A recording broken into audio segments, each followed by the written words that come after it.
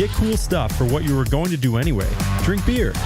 With Buy Beer, Get Gear from Labatt, you can just snap a photo of your receipt and upload it to the website to rack up points for exclusive merch. Get points for every purchase, whether you're grabbing a pint on draft, a case for a party, or a tall boy at the stadium. Any size, any product, anywhere you buy Labatt. Buy beer, get gear. Sign up now at rewards.labattusa.com.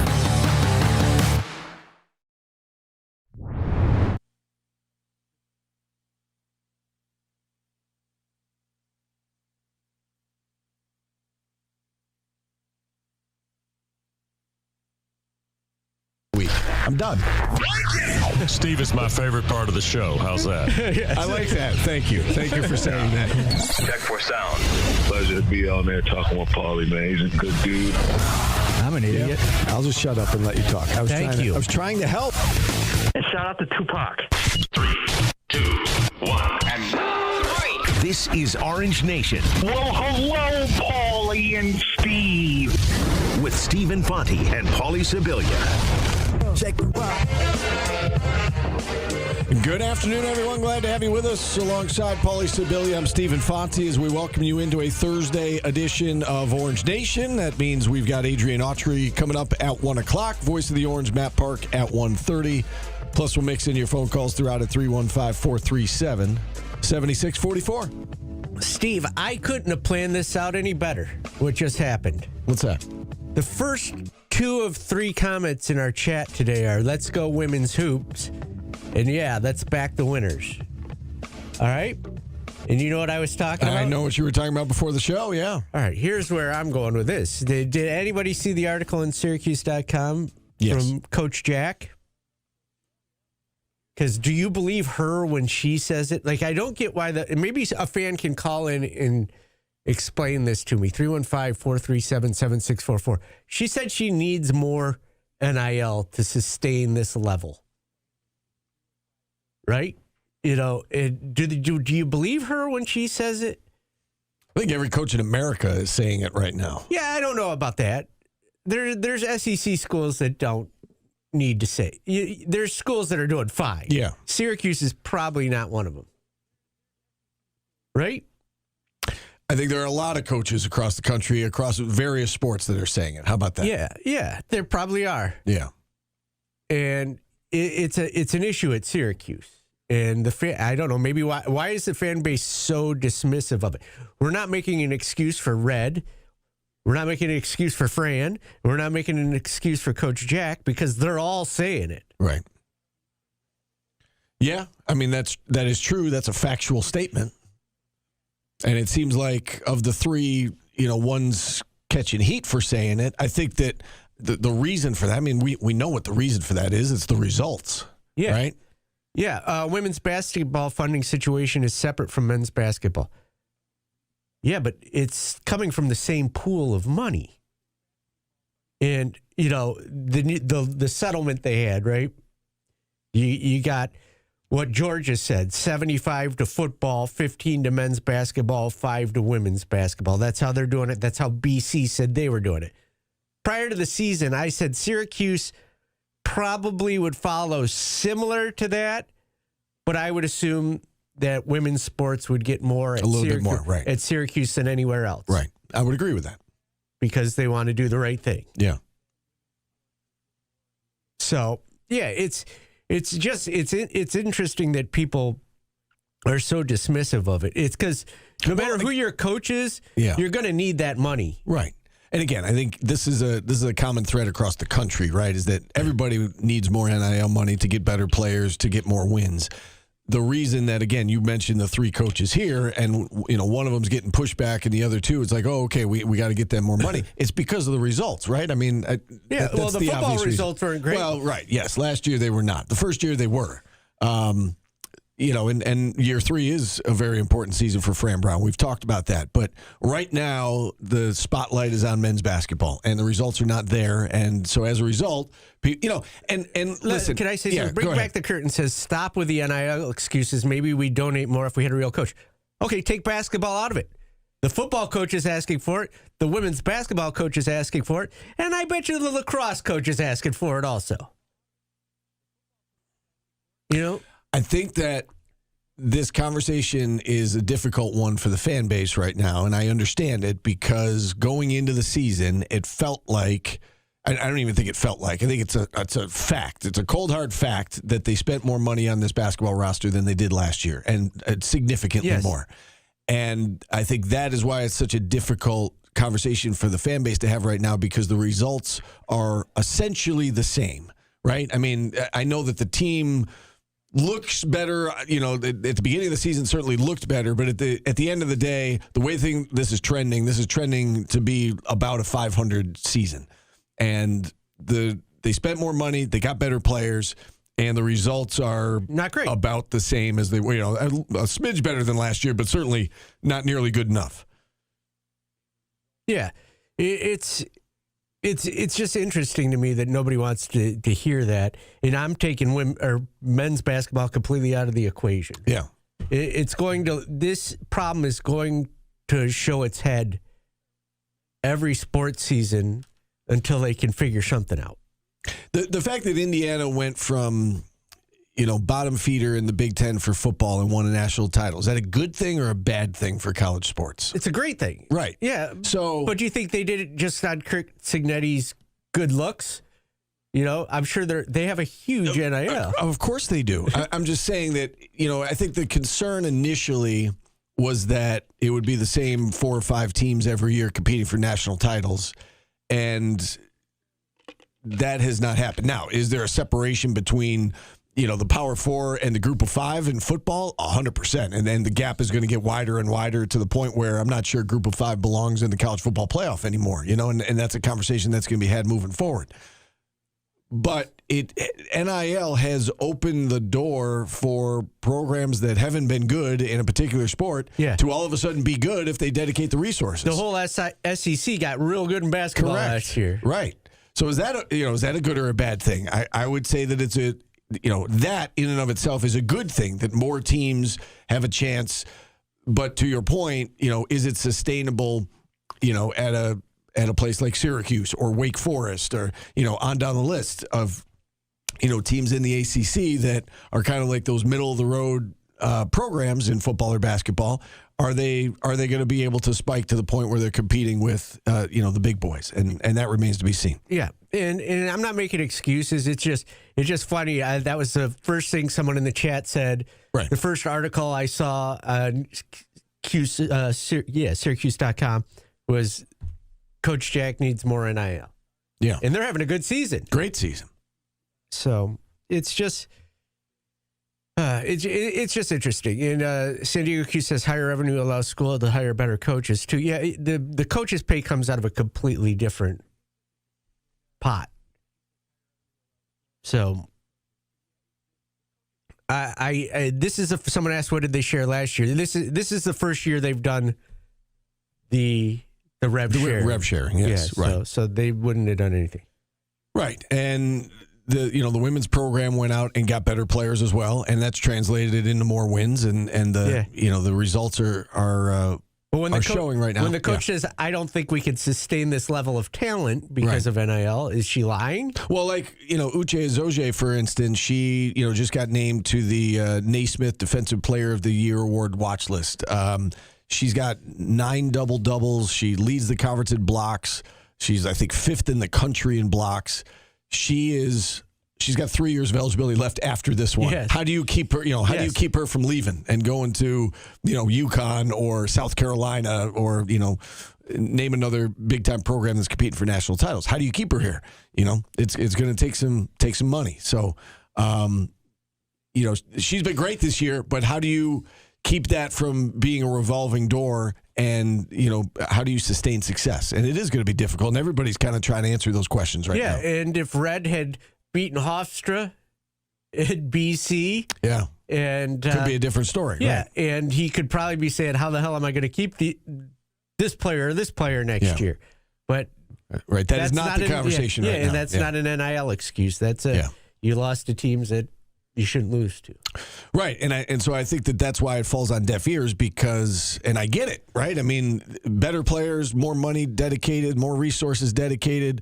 expectations higher this year, all of the above. And, at the moment, it's trending like the results are going to be exactly the same. Or like I said, maybe just a smidge better, but essentially the same and just not good enough. And it's funny what brought this up. Everybody's thinking we made it as an excuse. The reason this came up on our show is because we had a first-time guest on who asked us right out of the blue what we thought Syracuse ranked NIL. Right.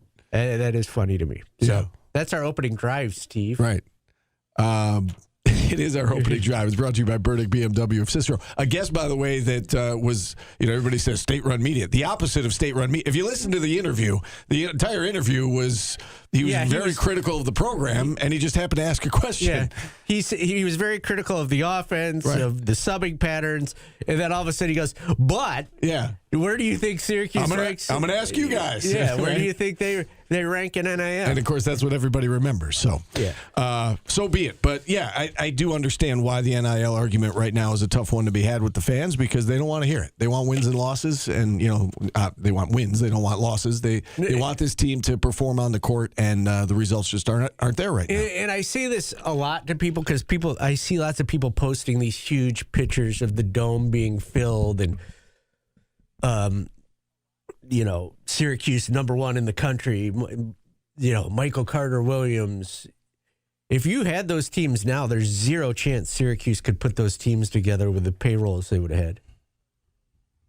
I spoke to someone who knows a little bit about basketball. It said that the last Final Four team probably would have been an $18 million team. Yeah. That team shouldn't even made the Final Four. And, it's just a different time now. I mean, gone obviously are the days of bringing in a guy and, he plays maybe a little bit his freshman year and then plays more his sophomore year. And then he's a key starter junior and senior year at the same place. It's just not going to happen anymore. Or, that's going to be the exception to the rule, certainly. Kevin says something very truthful right here, and it's worded perfectly. But they have a good team now. They do have a good team now. Yes, they have a good team now. They should have beat Hofstra. They should have beat BC. They have a good team. It was picked 11th preseason in the ACC. Yeah, and that's that may very well be about where they finish. Gauntlet coming up, obviously, and we talked about this yesterday. If they don't win this Notre Dame game, it could get really, really ugly in terms of this losing streak. And we can discuss what happens if that's the case. Yeah, because if this season goes off the rails, they're probably going to have to do something that like they did with Dino and Coach Schaefer and G-Rob, where you can either stay or go, and I'm sure they'll have to do that. But, who knows?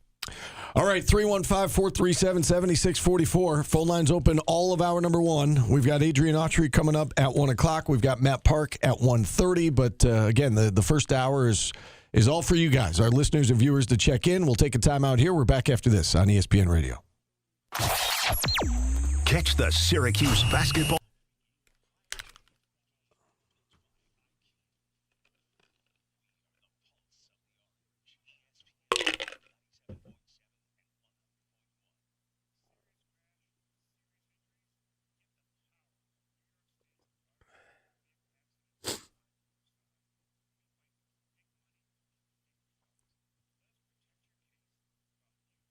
How do you think the fans would react if they brought Hop back? It's an interesting question. Because there's nobody that's prepared more to be the head coach of Syracuse than that guy.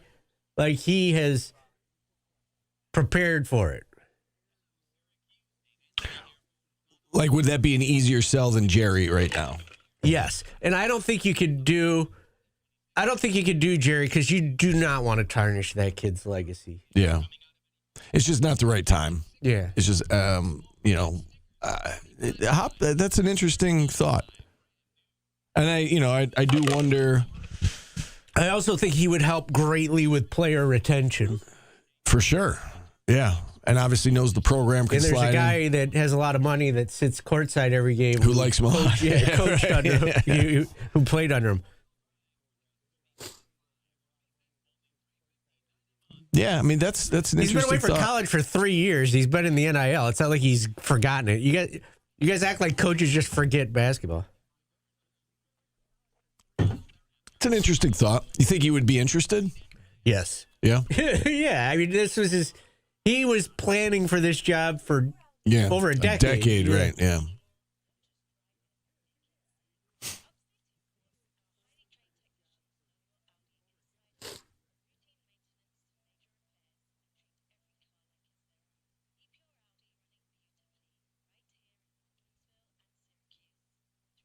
I don't think he's forgot. Like if you know I'm not advocating for him, but if you know Mike Hopkins, if he goes into your house, your kid's gonna love him. Yeah.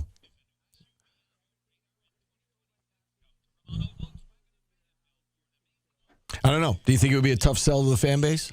I don't think it would be that bad. I think it would be.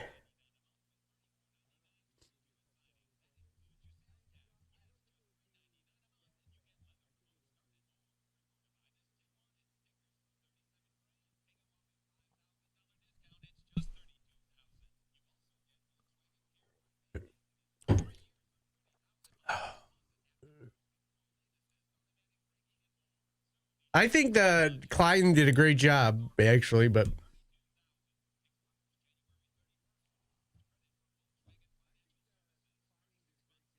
winning at Washington isn't exactly easy. I wouldn't.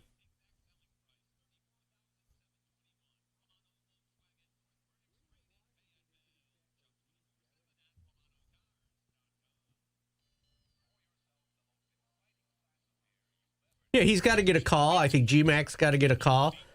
I always said that if I had to go 5, Jay Wright's getting a call from me as my long shot, and then you got 2 up-and-comers.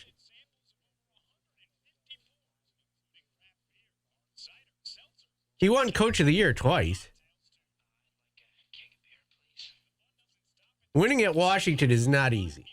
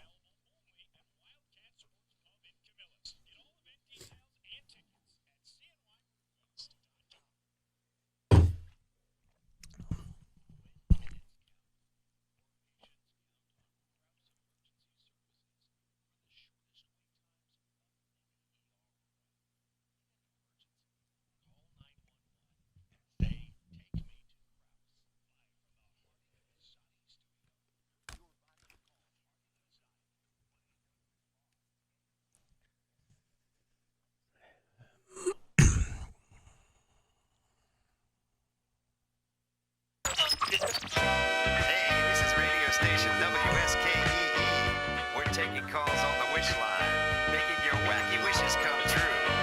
Hello? I wish I was Skilo, Steve. This is on your Spotify? Yeah. Why wouldn't it? You think it's funny because I'm short? You make it a height? I don't know. This is such a random song. It's a good song, but it's so random. You wouldn't have I Wish on your favorite, like, if you had like 2,000 songs, I Wish wouldn't make your list? I don't know. Get the hell out of here. Why are you laughing at Skilo? Because when did Spotify come to be a thing? So you had to like think about putting this on. Like, it's not like it was popular and you added it and it's still there. This it's was like a great song in you the 90s. retroactively added Skilo to your Spotify list. I just find that funny. That's What all. do you mean retroactively? Like, it probably popped up on a shuffle and I hit like. You're like, oh, I remember that song. I gotta have that That's one. a banger. That is a banger, and I don't care what you say. That was a weak take right there. You crapping on Skilo, I Wish, is probably one of your weakest takes ever. I don't know about that. It is my theme song. If I was a wrestler or a baseball player, that's what I'd come out to. Mark and Clay kicking us off today. Mark, what's going on?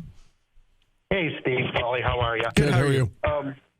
Good. I listened in some of the comments on basketball NIL, and as you know, I ran the NIL portion for what used to be the Syracuse tailgate. Yes.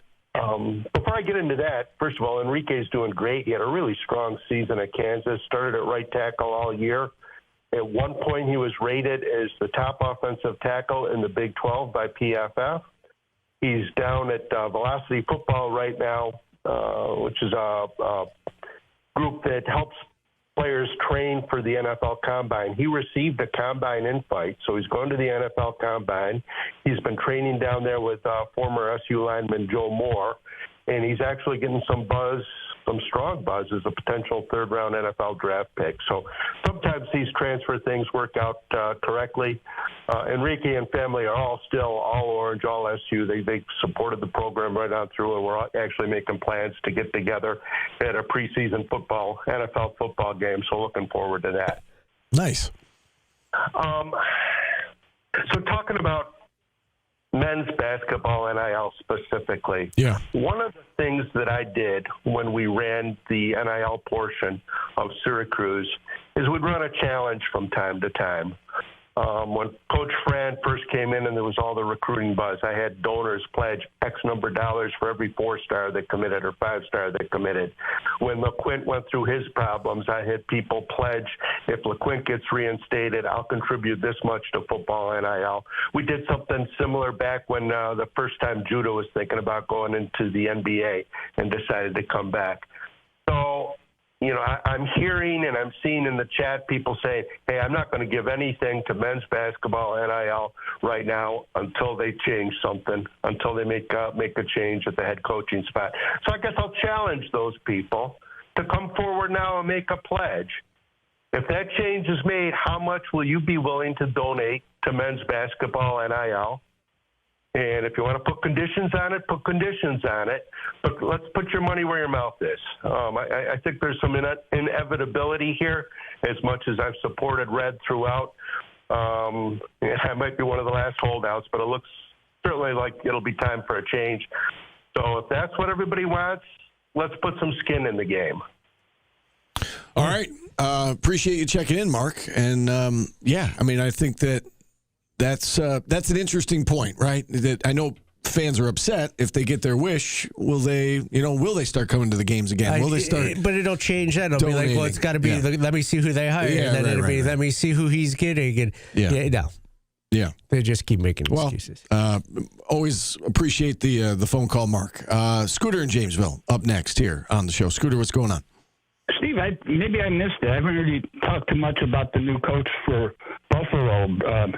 Your opinion, I was surprised. Being a Dolphins fan, to be honest, I hope they made the wrong decision for Buffalo, and I hope Miami makes the right decision. But to be honest, I was surprised they went in-house into Brady, because I thought Brady and Dorsey kind of reined in Allen too much. Is when he was allowed to rip the ball. That's when I thought Allen's at his best. If you look at this year, both Miami games, it looked like he was kind of reined in, and that definitely the New England night game looked like it was reined in. And when they got trailing like Cincinnati and the Saints, and the New England game, when they just let Allen just do his thing, that's when they seem to be able to do the best. And I thought Dorsey, I think we had a talk after the Cincinnati playoff game about Dorsey, and we all thought he would probably be let go. And I just think Brady, it'd be interesting to see what type of offense you allow Allen to go back to being Allen.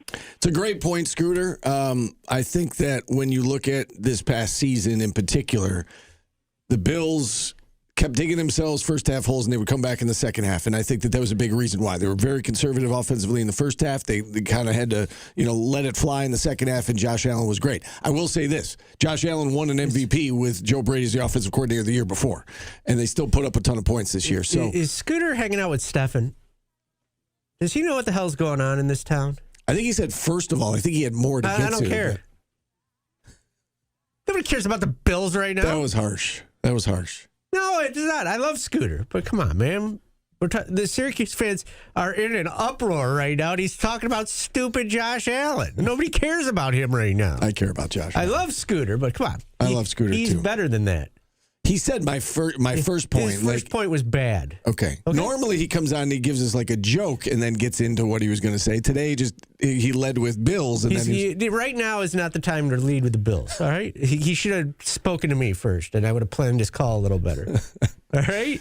Fair enough. Scooter, I apologize. But come on, man. Can you hear things in your headphones? Because I do. here's the thing, Steve. Yeah. Someone is like, did you read the Barstool article? Syracuse is, if you're using Barstool as your Syracuse is a laughing stock thing, you probably don't realize that Barstool is going to say things like that. Right? Because Syracuse is ranked the 6th best coaching job in the ACC by people in the know. I don't think it's a laughing stock. Are the fans pissed? Yes. I don't think it's a laughing stock. All right, let's go back to the phone lines. Govendo in Syracuse up next. Matt, what's up? Afternoon, fellas. How are you? What happened since the Vegas and the Tennessee win that we can't compete the way that we competed back then? Like, the defense is completely different, and we're going to ask Coach about that. Yeah, that's going to be the first question we ask him. Is like, what changed from there to now? Yeah, it's that defensive intensity is just gone. You added an NBA prospect to that lineup, to that play style. Like, you would think we would be in a better position. We just need to get back and focus and grind. And obviously, we're still rooting. There's people still rooting for them, and I will never stop. You know what I mean? Because I do think there's light at the end of the tunnel. A little bit of light, not a lot of light. But at the end of the day, let's get back to it, right? Let's be competitive. The energy and effort, and the rest of the season is basically all on the players from here on out. Yeah, appreciate you checking in, Matt. There needs to be some urgency. I'm losing my speed. Yeah, there just hasn't been urgency these last 4 games. Why? I don't know. I mean, you saw. I mean, these last 2 games in particular, late in the second half of both games, they just kind of waved the white flag, and that's concerning. John in Bridgeport up next. John, how are you doing today? Hi, man. How are you? Good. How are you? So let's talk a little NIL for a moment. Remember in the early days when we thought it was kind of a good idea that kids would get some cash? Yes. Nobody thought millions. We thought thousands, right? Yeah, it's gone bonkers, yes. Right. So with that being said, and not that you know, but I'll take an honest guess. What do you think Connecticut women's basketball are getting paid?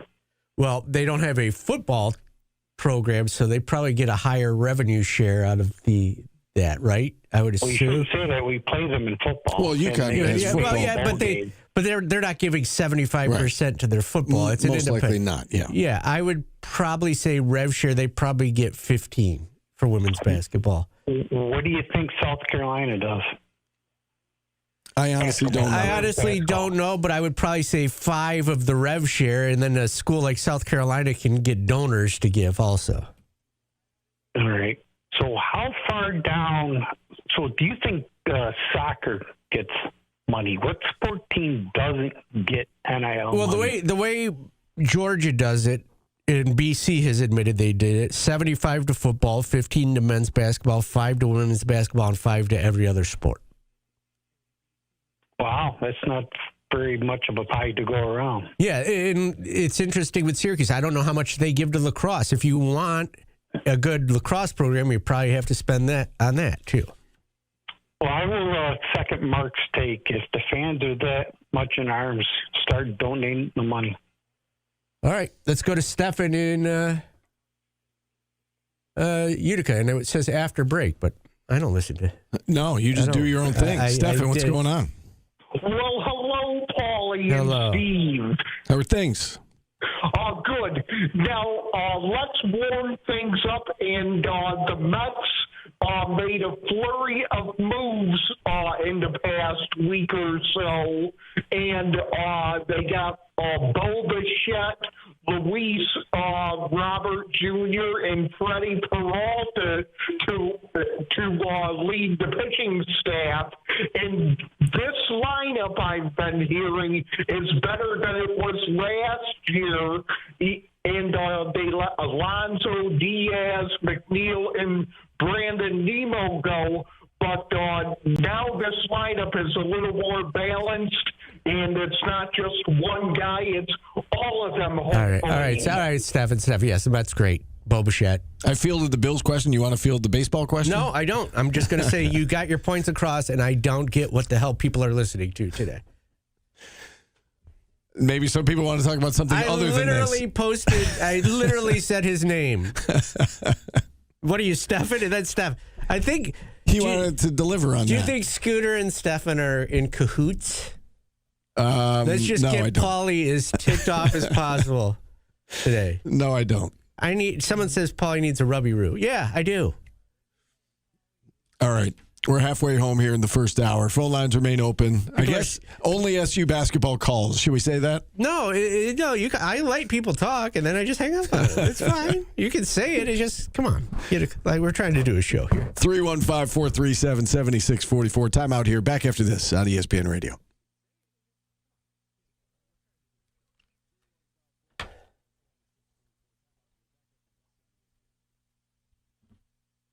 Finding Nemo is hang up. I didn't hang up on him. He finished his thoughts.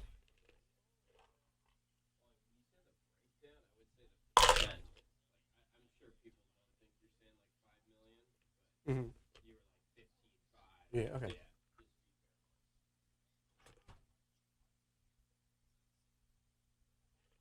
Hello, Steve and nephew Paulie.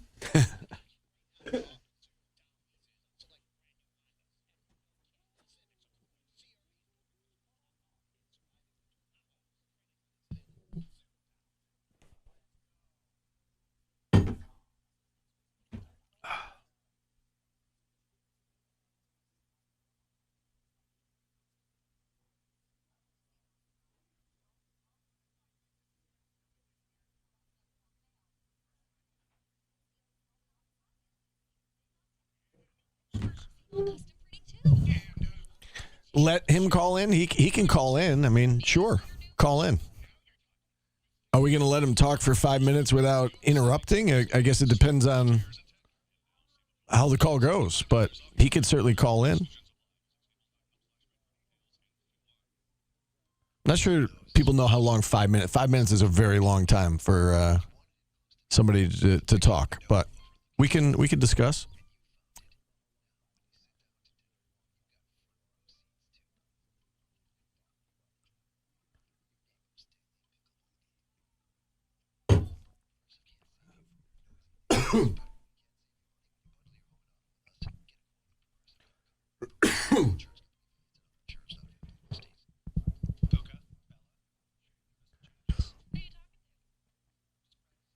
I mean, certainly call in. We could see how it goes.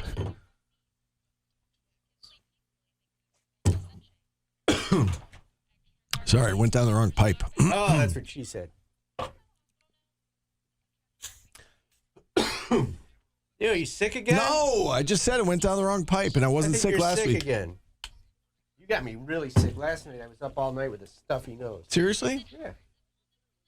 I was not sick last week. Are you actually sick? Yeah. No, it's not COVID or the flu, so you'll be fine. Thanks for telling me. I did. I told you yesterday. You didn't say you had a cold. You said, oh, it might just be dry. Yeah, I was wrong. Because it was wet last. And I'm closer to you today because of the cord. I'm a man though, Steve. I don't know if you know this. What does that mean? On Legos and I come to work with a little cold. You can't work with a cold? No, you can, but I don't want to get a cold. I'd prefer not to be sick because when I get a cold, I lose my voice. I would prefer not to lose my voice. You're a Sally. We get it. The people want me here, Steve, so you're just going to have to live with it.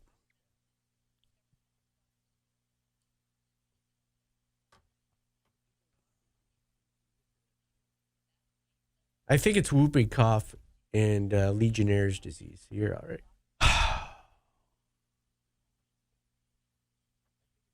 Have you dropped your OnlyFans yet? Is that your thing, swallowing Steve OnlyFans? Can you just sit and drink things?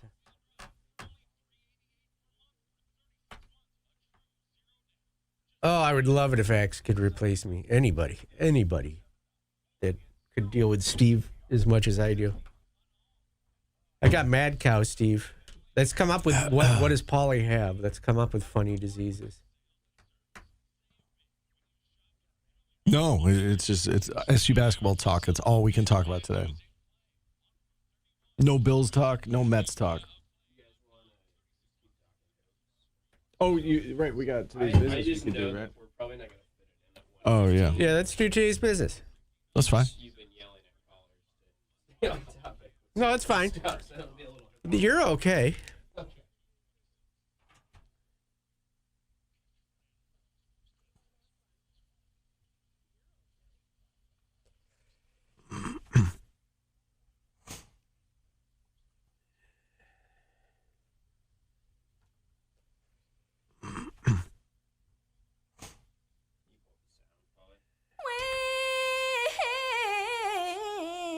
Is this okay, Steve? Yes. And Vogue. Hold on. Is this okay, Steve? Yes. No, listen to us talking to ourselves. That is bonkers. I'm watching the chat and I'm getting the audio back too. Listen to that sexy. Do I sound sick? You do actually. Yeah. I'm still getting the echo. Yeah, I know. That's why I'm leaving it on. Oh, my mic. Maybe it's good I don't have my headphones. Yeah, full disclosure, Tim's being a team player today. I forgot my headphones and your computer. And my computer. I left my bag at home, and Tim... And David. Shout out to David. That's right. Tim gave me his headphones. David gave me his laptop, so we're up to speed here. Very irresponsible today, Steve. If I were buying you the headphones, so we split the headphones, but Paulie made the purchase. I would have bought a longer cord. Yeah, that's been getting a lot of flack in the chat. Yeah, it's been a little tough. I feel like I got to get right up on you. That's sometimes. Right. I'm closer to Paulie today, and he's sick today. So it's no problem at all when I'm doing my show. It's just when we're all in here and we're kind of fighting for cord. See that. I see that. Finding headphones with a cord is not easy in 2026. Okay, well you should have looked a little bit harder. Maybe next time you should take the gift into your own hands. I guess. That would be better for all of us. That was the lesson learned. Paulie, could you just handle this? Because I'm your wife. No, you're his boyfriend, remember? Yeah, can you handle this? Right. That's right. I didn't say, can you handle it? I said, what do you want to do? And you were like, I'll take care of it. I'm sorry. It doesn't live up to everybody's standards. So much for the thought that counts. Let's just publicly humiliate the guy who bought the gift. To be fair, I never complained about it. Steve just sort of gave me a window to complain a little bit. It's all right, great. Next year, everybody gets nothing. I also got you guys no gifts, so I shouldn't say anything. Paulie, can you do this without the board collapsing? Can you pull the two pieces of sound that I put in the Orange Nation folder? I already opened one. Okay. Which one do you have open? We'll start with that one. Good radio. Start with Tusi. All right, this was Tusi earlier today. This is your guys' favorite story. We've said it. And this fits perfectly because I said it was a circus. Yeah, we're not the target audience for this, but Tusi was rebutting what Fran Brown said on our show, and he starts his point here by sort of mimicking Fran Brown. Shut that off. For God's sakes. I can't figure out what's playing, what's not playing. Just tell me when he's got it, Steve, because I don't have headphones. I know you don't have headphones. He still doesn't have it. I'm trying to shut it. Still doesn't have it. Still doesn't have it. He's working on it. I don't know what's happening. Going. Here we go. Gone. I don't know if I'm going to do that no more because we got some more talent that's coming in. No, Coach, that ain't what happened. I told you I wasn't coming there no more, and you felt like you wanted to break the news first before I went and told people what school I was going to. That was never the conversation. Conversation was never about me being a walk-on or none of that. Conversation was y'all paying for my school. Okay, so the soundbite is now over, Tim. Thank you. There was, there was more to it than that. It was a lengthy post. Yes, but you get the gist of it. He was not happy with one Fran Brown. Is this like a diss track? Kinda. That's what it sounded like to me, right? He also apparently is going to LSU, it seems like. He posted a video his first day of class at LSU. There hasn't been anything from the football team that has announced he's coming, but it seems that he wants it known that he was already going to LSU before. Who knows? I think personally, this is probably the end of this saga, and that's probably a good thing. Yeah, it should have never started. Remember the old guy? You guys all laughed at me because I said this is stupid and it shouldn't be happening. I was right. Flowers? Yes, give me my flowers. All right. Yeah, so, it is what it is, right? We're moving on from that. I agree. Let's get to Jerry McNamara yesterday talking about when a reporter asked him, do you talk to Adrian Autry and what's your relationship with him? Yeah, I talk to Red all the time. That's my guy. And I haven't talked to him in a week or two. But yeah, those are as good of friends as I have in life. And let's set professionalism aside and what we do for a living. Those are guys I spent over a decade working with, a colleague, guy that lived 5 houses from me, great family friends. Our wives are friends, our children. His son Trey came to see our team in D.C. So yeah, I talk to those guys all the time. So, yeah, he's obviously very tight with Red, and, I'm sure that it's difficult for Jerry to see what is transpiring here. I don't think there's any doubt about that. Yeah, I thought that was a classy answer and the right answer from him, and Jerry usually gives both of those things every time he speaks, so I don't know. I think it's fascinating. I feel like the Twitter fan base, the online fan base, does not want anyone that's like, quote unquote, in the family. And they're sick of the conversation of we got to hire in the family.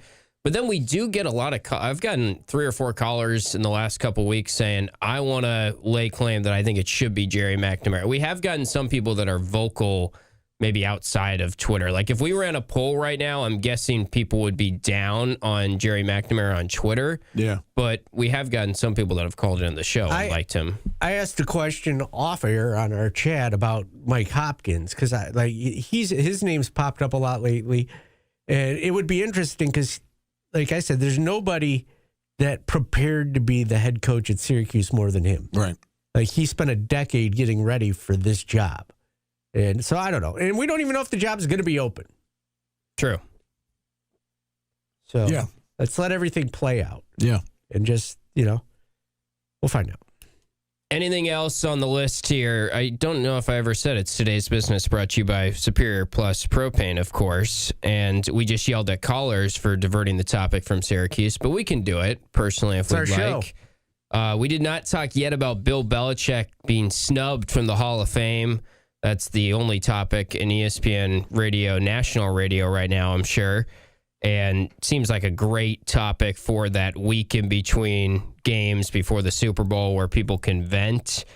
Brian Daboll is going to the Titans, Steve, which seems like a good pairing with Cam Ward. Any thoughts on anything else going on in the sports world? I know lacrosse is down on this list, and the lacrosse season opens up on Sunday, and super high expectations, especially coming off that Final Four appearance, and ranked 3rd, I think, to start the season, and off they go, and it's it's exciting that Syracuse is really good again in lacrosse because there was a time when everybody had we all had that to look forward to every spring. It was like it was Final Four or bust, and it would hold our attention through Memorial Day weekend, and obviously things went away from that for a spell, but now they're back in the national spotlight, and it's a fun time of year. Yeah, and if you want to see them in person, they play 3 games in the next 13 days, or once they start, they play on the 1st, the 7th, the 13th. Then they go away for 6 straight games. They're not back until March 22nd. The Friday the 13th game against Maryland should be a huge game. I've talked about it a lot on my show, but Maryland is that big bad boss that Syracuse lacrosse has not been able to get through yet, and it does feel like they're going to have to conquer Maryland if they want to win the national championship. So very fascinated to see that matchup 3rd week of the season. Maryland's preseason number 1. As you said, Inside Lacrosse has Syracuse number 3. The coaches poll came out today. The Cuse are number 2 in that. Maryland number 1. So either way you look at it, that's a matchup of 2 of the top teams in the country inside the Dome on Friday night, the 13th of February. The audio quality of the Boston game is going to be impeccable. Oh, yeah, you're engineering. That's right. Impeccable. Oh, yeah. Impeccable. It's impeccable. Impeccable, sorry. Yeah. Sorry, I misspoke, Steve. You're great. You did it again. I did. I couldn't help it. Nobody would have probably even noticed. I couldn't know. Everybody noticed. Impeccable. Sorry, I screwed up. I sit here and talk for 2 straight hours, and I mispronounce one word, and you just gotta point it out. I do. Yeah, I know you do. I know you do, Steve. You can do your kicker now, Paulie, I if feel you'd sorry like. for your wife, because you admit you do that to her at home, just for no reason, right? I do it I do it to you because it gets done to me. That's the point. That's the point. Do you have a kicker for us, Paulie? I'm looking. Okay. It's National Puzzle Day, Steve. I can honestly say, and this is probably going to fit with me saying that I can't say the word impeccable. I've never done a puzzle in your life. I'm sure I did like a 5-piece puzzle in school, kindergarten. Yeah.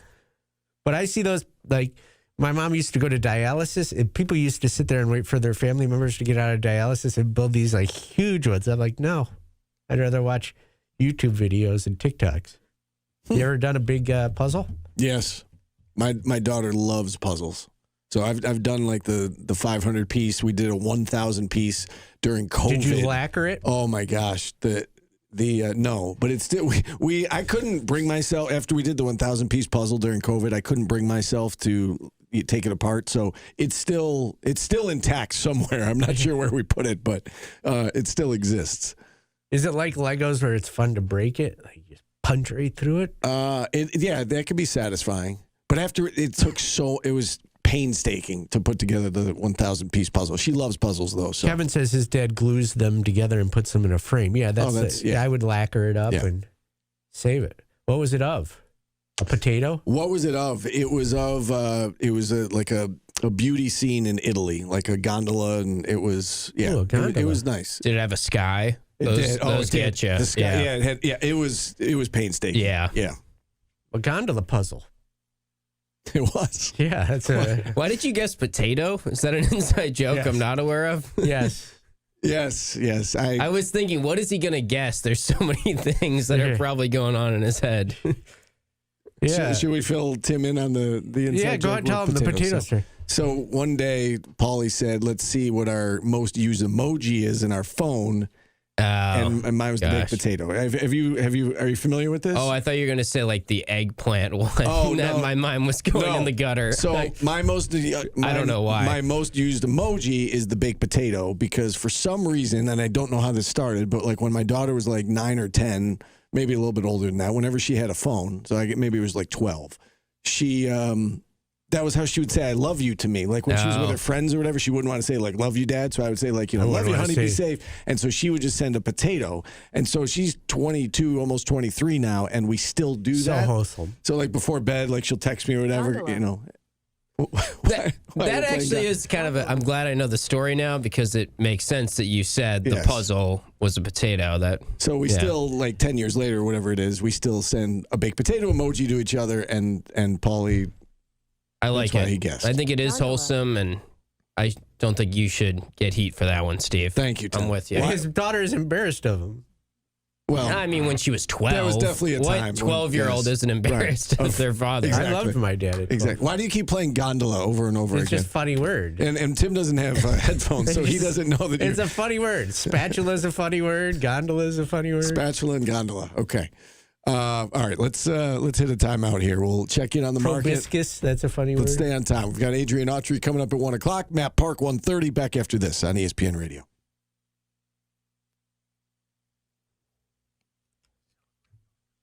Somebody actually requested this song as a bump. It just popped up on my screen. I don't have a cough, though, Steve. Just stuffy nose. You need a... I have a neti pot. If I get sick, you're not going to hear the end of this. No. I haven't complained about it. I'm here. Taking the heat, because I'm a man, Steve. I have Legos in my pants right now, and I'm sitting on it. Boner is not a funny word. I actually have antibacterial stuff that I put in a neti pot that's prescribed to me that I have to do every day because I get sinus infections.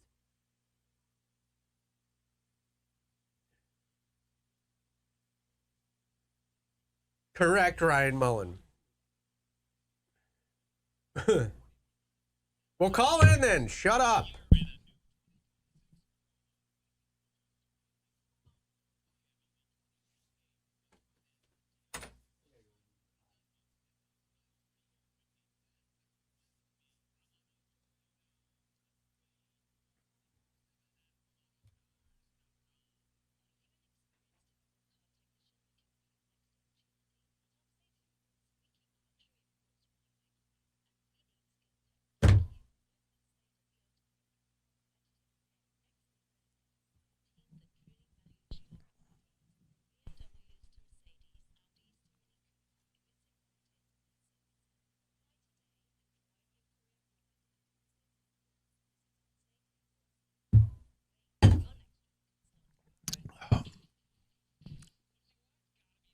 Yeah, Spatch and Louise, I'm definitely going to be sick by Saturday after sitting 2 feet from Paulie today.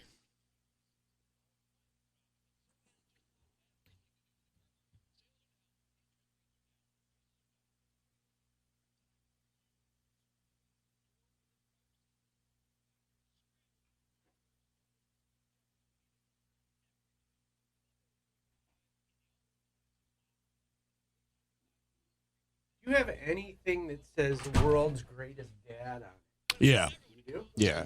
Keychain, shirt, I got a mug? T-shirt. I think I've got a picture frame. I definitely have a shirt. How did Steve's chances of getting sick go up today? I've been sick for like a week. I've just been quiet about it. I'm in the back end now. Good. You'll be sick next week. I promise. I'm going to be sick by Saturday.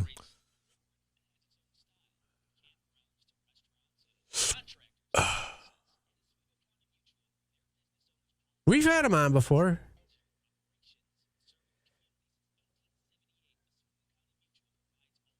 Are you going to call in or are you just going to shut up? You snorer. Don't let Steve fool you. He was sick last week. He just didn't tell anybody. I was not sick. I know you were because I was like, dude, you are sick.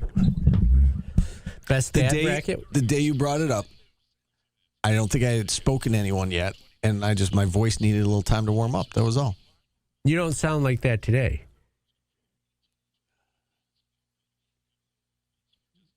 You're not going to like the name of this next band. Am I going to know the song? Anybody want to guess? Steve will not like the name of this band.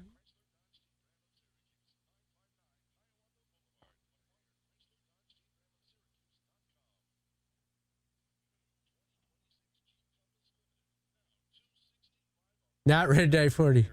Not the Sex Pistols. Not anything with sex. A water sport. And a body part. A body part in a water sport.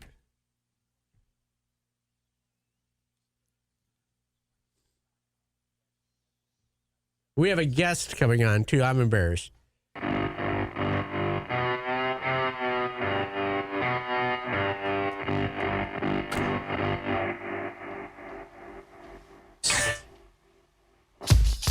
You know this song, Steve? I do know this song. You know who sings it? I don't think I do. You're not going to be a fan of this band's name. The Butthole Surfers, Steve. I said body part water sport for people. Someone actually requested this. It's a great song, Pepper. They also have a song called The Beach Ain't Nothing But a Bird's Bathroom.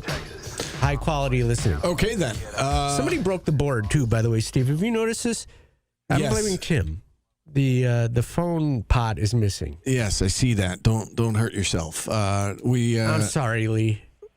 You're okay, guys. I didn't name the band. That's just it happened. Yeah. That's a toe tapper from them. Well, we are Stock Nation today, but it's a case of what can go up can go down. So stocks are lower, led by the tech-heavy NASDAQ, down 1.5%. It was down about 2% earlier this morning. Our diamond, though, is Royal Caribbean Cruise Line. Sounds nice, doesn't it, guys? Yes, it does. Up 14% today. They're pointing to another strong year ahead. And Mr. Softy, Microsoft is our dog. Most of the major software companies are down as well. Mr. Softy is down 12%. And there's your report. Back to the music. Yeah, right. Lee, thank you as always for coming on. We appreciate it. Steve. Lee Baldwin. All the diamonds, none of the dogs. Be sure to visit LeeBaldwin.com. Let's go back to your heyday, all right, when you were a DJ. Yeah. Would you intro this song? I don't hear anything. I know, it's playing. Would you intro this song? Hey, it's DJ Blank. Here's the... So, would you say the name if you were the DJ? It's Pepper. I mean, yes, I probably would have. Can we hear your? Can we hear your? Here's the other thing, though. Can we hear your skills? We're not doing this now. Here's you the other want to talk thing. up the post to the Butthole Surfers? On Z89, that would not have been a song. It wasn't the Pulse back then. No, it was Z89. Yes, it was. But Z89 back then was like R&B and top 40. It was the Pulse for a little while. That would put people in an uproar. Yeah. All right. Steve won't do it. He won't play his DJ. Go back to his DJing days. His heyday. Why are you like this? Why am I like that? Isn't it funny like that? I wanted to hear you be a DJ. Yeah. Let's take a time out. We'll have Coach Autry on at the top of the hour. We will. We'll have Adrian Autry on at 1 o'clock. We've got Voice of the Orange, Matt Park, coming up at 1:30. Back after this on ESPN Radio.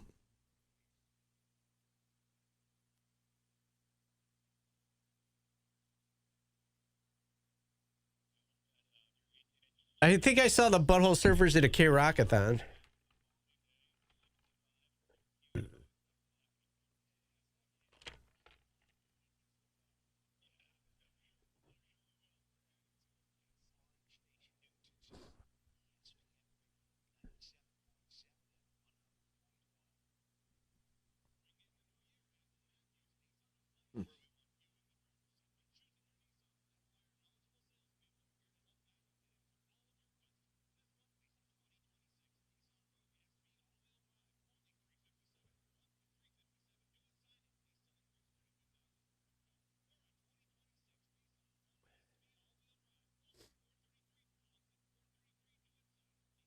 I've never been to a concert in Utica, to anything, anywhere.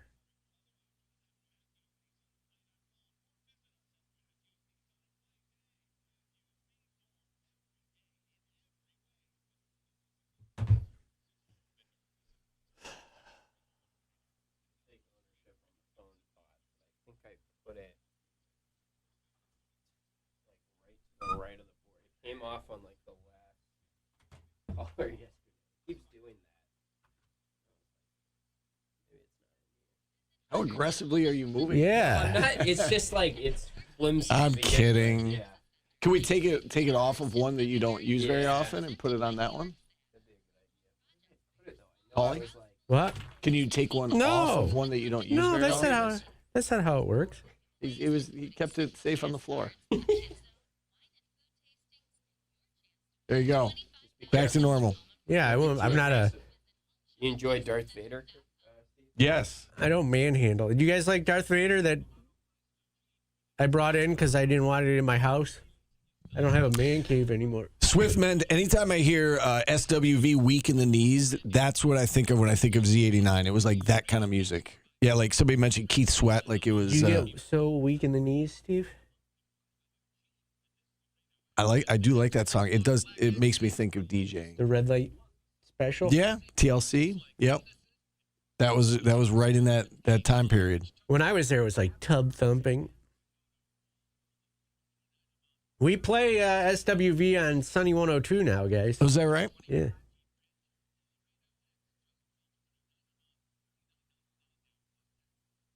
Oswego County Mutual here? Yes, sir.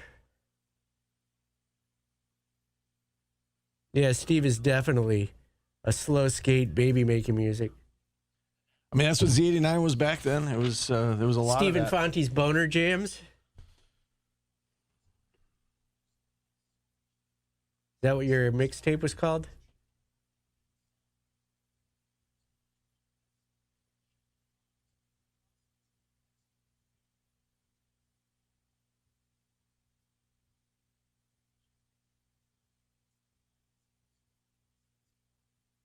Can you kill the mics for 1 second?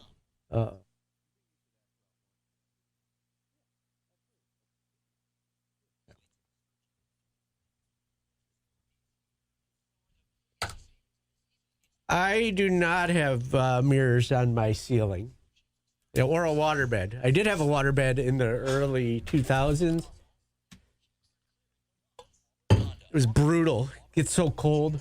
If you forgot to turn the heater on, I hated it.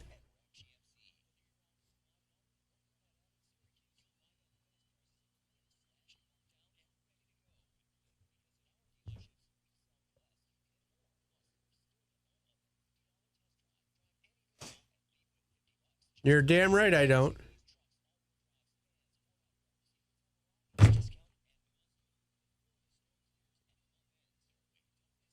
Who was having sex on your bed, Kevin?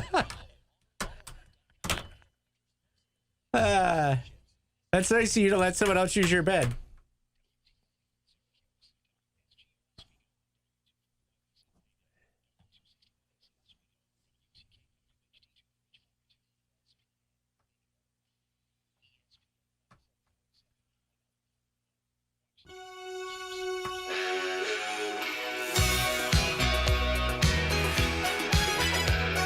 King for a Day, Steve, by the Thompson Twins. You know this one? I do. All right. You've got a wide assortment of music on your Spotify. I've learned that over the course of the last few days. Right, just got a text. Coach will be on in 1 minute. So, okay. So we will stand by as we drive into our second hour. You making fun of my music? Brought to you by Burdick BMW of Cicero. No, not making fun of it. There's a wide collection, wide range. Yeah, it's all of my liked songs. Yeah. Like I have different playlists, like hip hop and country, and you don't have country. I don't have, but I'm giving you examples. New wave. Yeah. But yeah, this is all of my songs on shuffle. Is there a genre of music you enjoy listening to that we don't know about? Like, do you listen to like opera or classical or no? I like new wave. That's probably my favorite. New wave. Yeah, like 80s new wave. Okay. What would be considered new wave? The Thompson Twins. That's new wave. Okay. The Police. Tears for Fears. Yes. Okay. So basically, like 80s music. Yeah. I was gonna say those movies like Breakfast Club. And those are my favorite movies. Yeah. Makes sense. Makes sense. All right, we're standing by waiting for Adrian Autry. We've got Coach. We do. Okay, excellent. Brought to you every week by Oswego County Mutual as we welcome in Adrian Autry. And, Coach, we always lead you off with the last game. Take us through that NC State game and what went wrong in the second half from where you sit. Yeah, I thought we had too many breakdowns in our defensive coverages, not being able to get to the spots that we needed to get to, and I thought that's where that was the difference in the game. They made us pay, and like I said after my press conference, we're in this league, and when you have that many breakdowns in pivotal times, that can cost you the game, and I thought that's what happened. Again, some breakdowns, and they capitalized on them. You talk about the defense, and when you go back to Las Vegas, has there been a change in the defensive intensity by your team from then to now? I think we have. I think, especially the last 4 or 5 games, I think our dips are longer now. So the intensity has not been the same.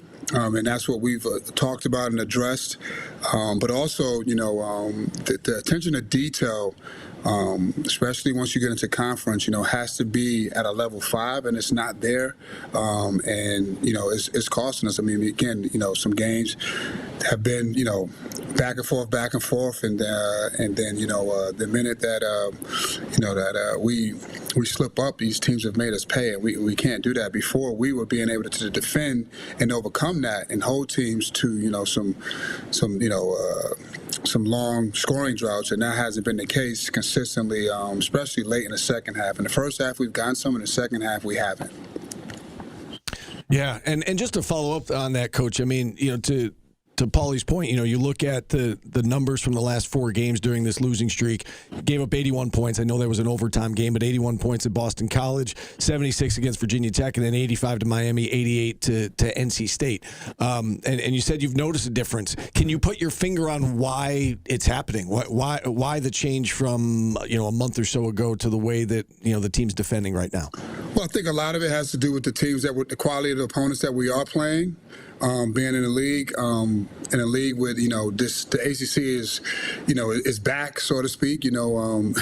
As far as that, and we've played against some really good teams, and so I think that has something to do with it.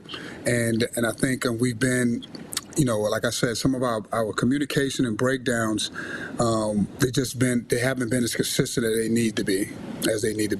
And that's the stuff that, we're talking about and trying to really work on every day as far as that point of just having that high-level communication, because that's what it is, high-level talk, high-level rotations, and then finishing our possessions, with 5 guys rebounding, not just relying on our front court. I think those are the things that we're trying to address right now.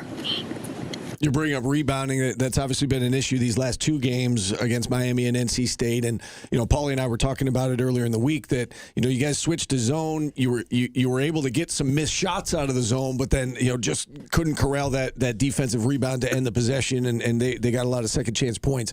I guess, can you speak to what's going on the glass right now? And, would you like to play more zone, but maybe hesitant to because of the struggles on the glass at the moment? Yeah, like you said, I think the zone has been good for us to get the initial stop, to get the initial miss, but securing the rebound has been an issue.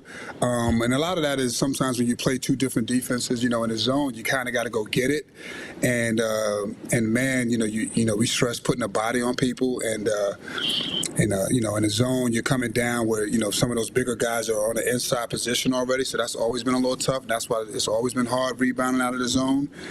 So we got to make that adjustment. We haven't played a ton of it until now. So I think that adjustment will happen, and then defensively, when you talk about man to man, I think it's 5 guys. We're spread out now. In this league, these 5 men are out in the perimeter, shooting and transporting. So and Will and Donnie are our best rebounders. A lot of times those guys are away, so our wings and guards have to get more involved and rebounded. How would you evaluate Nathan George's play? He gets it tough from the fans. He gets it tough from this radio show. He's the point guard. How would you evaluate his play? I think Nate, he's had his moments. I think also, a lot of the, it's like the quarterback. Like other people have to, do their job as well. But for the most part, I think a lot of the blame or a lot of the talk or whatever, some of it is, that's what it is. But some of it is our guys, our team, us helping him and helping these situations. Whether it's doing a better job of screening and holding screen. Whether it's doing a better job of catching the ball with 2 hands. Again, when you have a guy like him that has the vision, the ability to get people the ball, all the time. Really, really good point guards. They, like quarterbacks, they take those risks sometimes, and that's what makes them good because it typically works out more than others, more times than none. And so, I think it's really, those situations. But overall, I think it's just the team. We all have to do a better job, including the coaching staff, of just being more solid and sound. Coach, you said something the other night after the NC State game that, people have been kind of speculating about what you meant when you said, everything's on the table right now. And there's been, a lot of talk about, what does that mean? What could it mean? Is it lineup changes? Is it, strategic changes? Can you get into it all? What that means? Everything on the table? And are there some changes that you're considering right now as things move along? I think when you go through this stretch as a coach, you're trying to unlock something, especially, in a losing streak. You're trying to unlock something. So what I meant by that is that, everything that you said, you're looking at different things, combinations, schemes, and that's what I mean by everything is on the table, as opposed to, if you're winning, you kind of stick with what you want to. If you kind of got a little, one off, 1 or 2, but when you lose consecutively, I think, like anything, you have to, you're always evaluating as a coach, but I think you really have to take a deep dive in when you go through a rough patch like that, a rough patch like we're going through right now. And so that's what I meant by that. I'm looking at everything and seeing where we can make a change for the betterment of the team and not a quick fix, something that can, help us to finish up these last 10 games.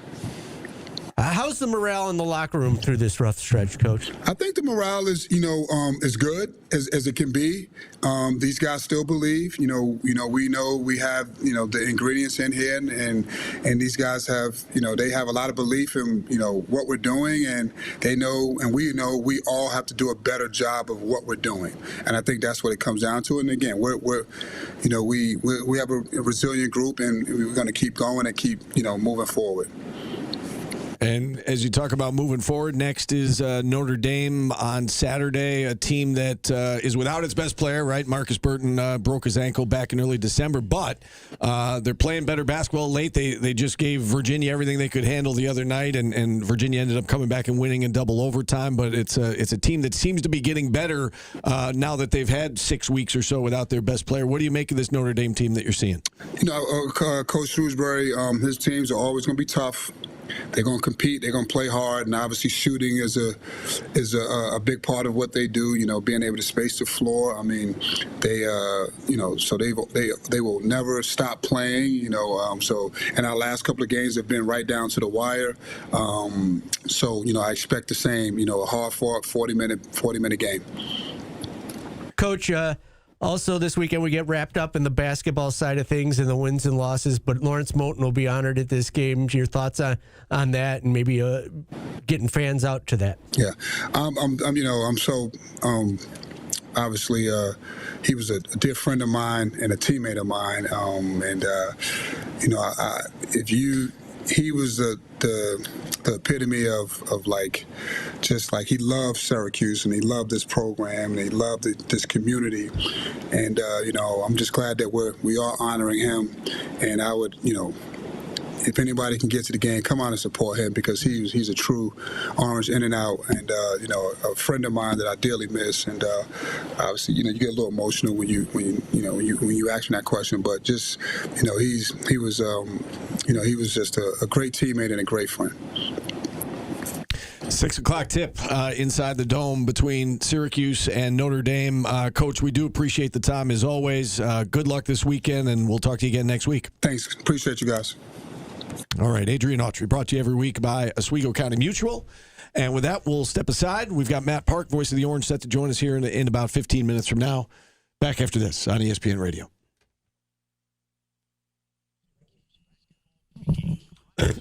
Ooh.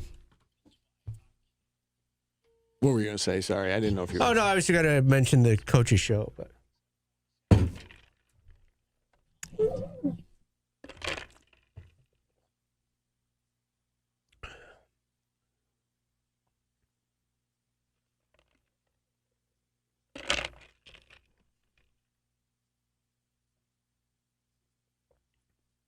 Selling tickets on the back of a Legend is blast. What a dopey take.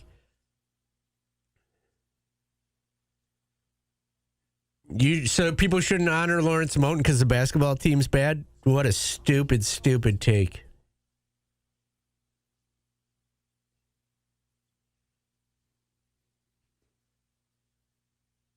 They're honoring him at halftime, I think, of the game. Unpackable, correct. Unpossible. You potatoed that interview. I did? No, Spatch and Louise did. Oh. Not what I did, but what you...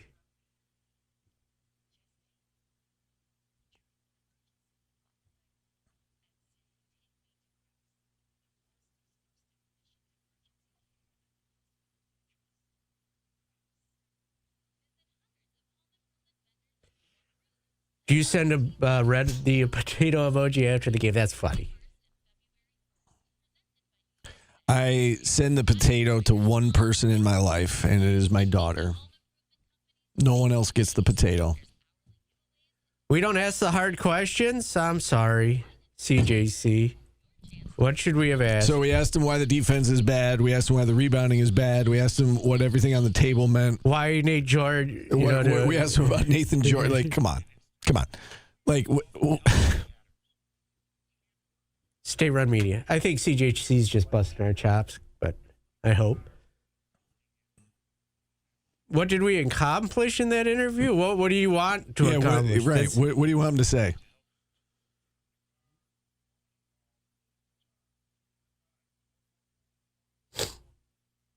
Did you have a Mr. Potato Head, Steve? Yes. JP's got one right now. I mean, he doesn't play with it anymore. He's a little bit old for Mr. Potato Head, but yes, of course.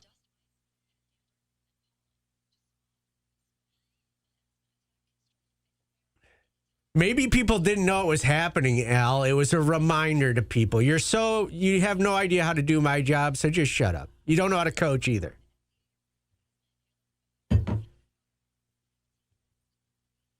I'm sorry, I promoted something that was happening.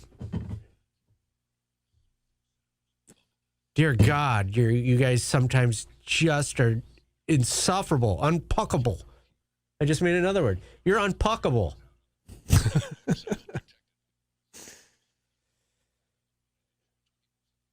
Who ignored what elephant in the room? Do you want us to ask him if he's going to get fired? Like, come on, that's just a stupid take. Oh, man.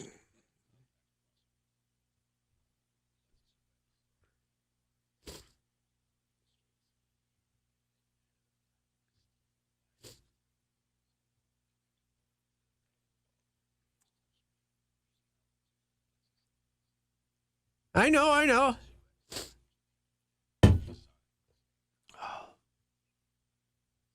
What are CHO leagues? You're a chode?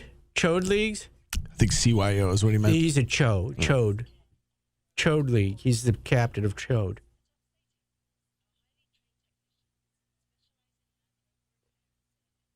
Do you think we'll see Calvin Russell? No. Never? Cho leagues are Asian. That's Margaret Cho.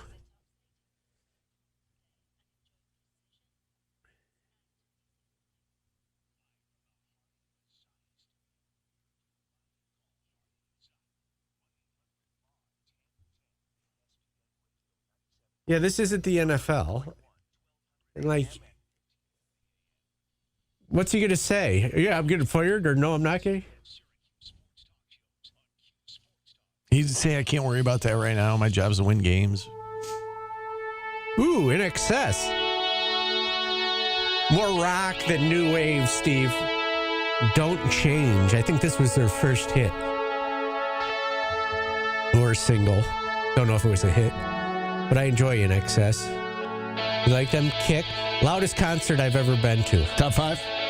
Is that what I said, Steve? No, I'm asking. It was No. top 5 question mark? No. Why are you a jerk?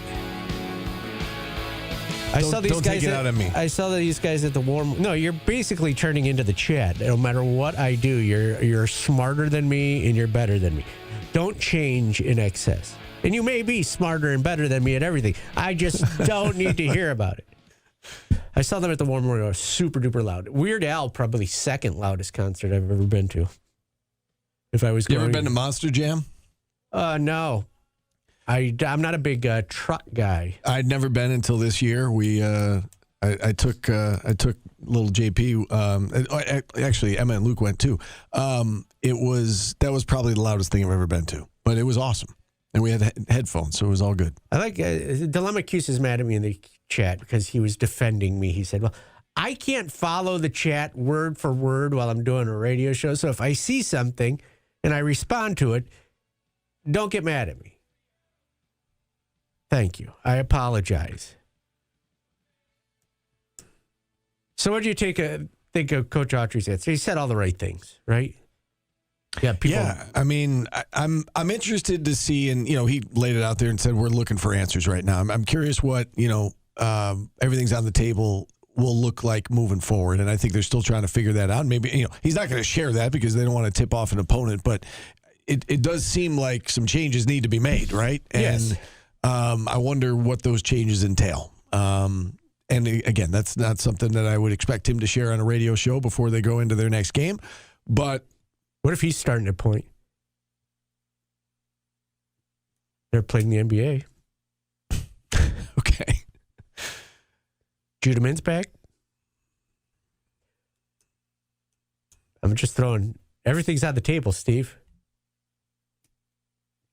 I don't know what they're going to do. I don't know if you could fix it. Like, the roster is what it is now. Like, yeah. Is there somebody that you're clamoring for more time for? I don't know about that. I mean, Soiree. Sadiq White can't stay in the court, gets in foul trouble. I mean, can't score either. Five fouls in 10 minutes. He's a freshman. Like, how many times you remember Jim Boeheim used to say that he's just not ready. He's great. He's super athletic. He's a liability on offense, and he's just got to get stronger. Cayenne can get to the basket. He's not strong enough to finish. He gets fouled. Can't He's not make his hitting his free foul throws. shots. Yeah, right. There's limitations. Yeah. Nate Kings, they've been getting him shots. But are you clamoring for more shots from Nate Kings? Tyler Betsy, when he's on, he's really, really good. Yeah. He doesn't help you a ton on the defensive end. That's the thing that I think is the most fixable thing is, you hear the guys talking about effort, and, Adrian Autry just brought up attention to detail. Like, that is fixable. That doesn't matter who you're playing, right? That is something that, and I think we've all noticed it, right? It's been glaring, especially during this 4-game losing streak, is that just the intensity on the defensive end is not where it was when they were playing Houston and Kansas and Tennessee and those games in the early part of the season. They're giving up 80-plus points on a regular basis. And, I know they want to play up-tempo, but they got to get stops to win games, and they're not getting stops right now. I think first and foremost, that's the biggest thing. And that is and I understand what Coach is saying about, some of it depends on the opponents you're playing. Like, I get that. They haven't exactly had the ACC's best and brightest. Well, that's where I was going with that, is that they haven't even hit their tough part yet. So they got to figure that out on defense. And I do think that is fixable, but, nobody can seem to really put their finger on why it's happening right now. So, hopefully they can figure something out against Notre Dame and then just go on a tear. Well, yeah, they have to. They have to bring on Duke, and I don't know that it's possible, but they have to. If they're up big on Notre Dame, I want the student section to chant, "We want Duke." Duke's really good. Duke's really good. I'm having a whooping cough. Sorry. I'm sorry I came into work sick. It's not professional, Steve. It's okay. I you said you're on the back end of it, though, and I feel like I've only noticed the last 2 days. You've actually been sick for a week, you said? Yeah, I've been sick for a while. It's clear now. It's not gross, if that makes sense. Yeah. TMI, but thank you. Yeah, okay. It's getting better. Okay. I didn't have a cough or anything. I'm not anything flu or COVID. I tested myself. They have all-in-one tests now. Flu and COVID? Yeah, $8 at Wegmans. Took it. Nice. And I got sick from you. Anyways, you gave it to me because you were sick last week. I was not sick last week. You sounded like this last week, all week. And I kept It was one day, and I told you I hadn't spoken to anyone before I came and did the show. Yeah. I don't know what can happen. Like, this has the potential to be the worst season in Syracuse basketball history if they don't figure something out and beat a lot of really good teams. Yeah.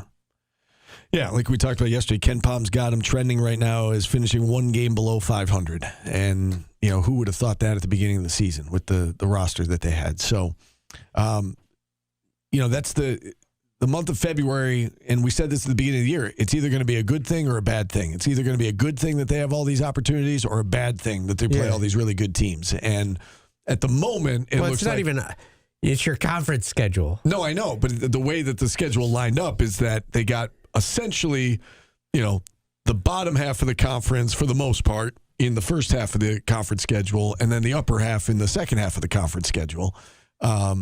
And so, again, it was either going to be a good thing or a bad thing. It's good that they have all these opportunities, but it's bad if you can't win these games.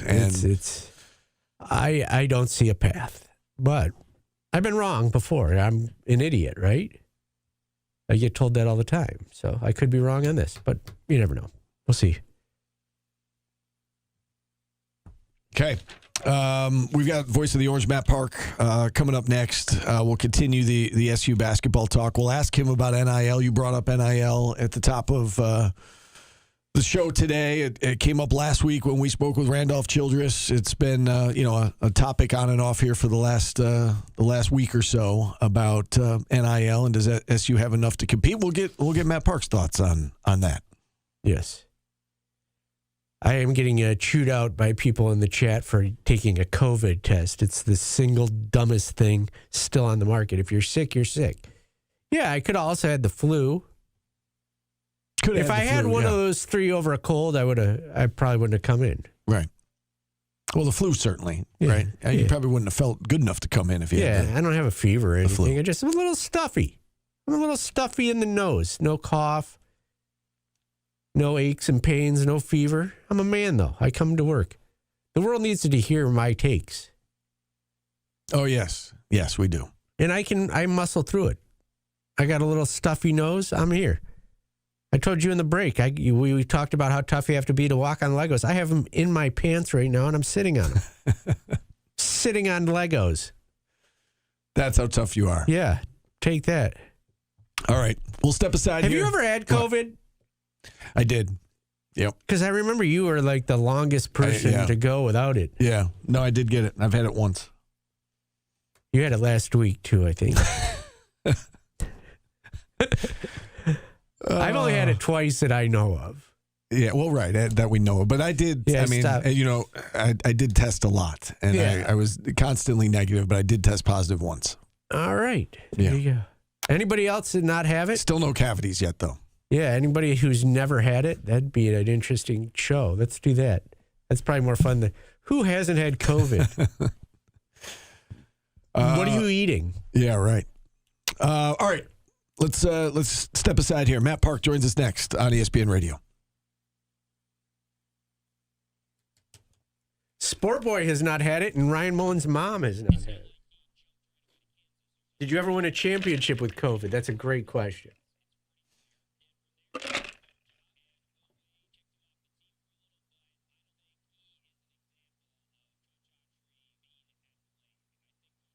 That's a good point. You don't eat anything, so how could you get a cavity? It's fair. I had a ham sandwich and a little tomato soup last night for dinner. I'm actually going to take some medicine right now. I'm getting stuffy.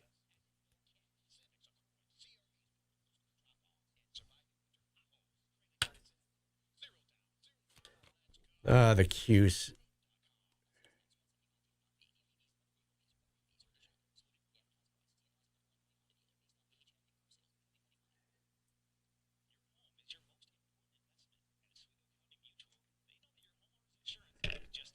I would love chicken infante with a baked potato. That sounds really good right now. Nothing on the baked potato? That's what I go with. That's what I get when I go to Vito's out in East Syracuse. I get chicken infante and a baked potato, and it's like, and their bread is so good there too, and their salad's good. That's a good meal.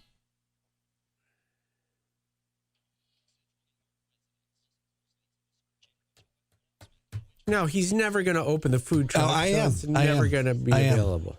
It's funny you should say that. I was actually talking to my dad over the holidays, and he originally thought I was crazy when I told him about it, but I think he's starting to come around. Is he going to be the money man? Maybe. That's the only thing holding me back right now. Stratomia's got the best pork chop in town. I'm a big pork chop guy. My 40th birthday was at Stratomia. I'm feeling my guns right now, Steve. I don't know why. Just rubbing the muscles.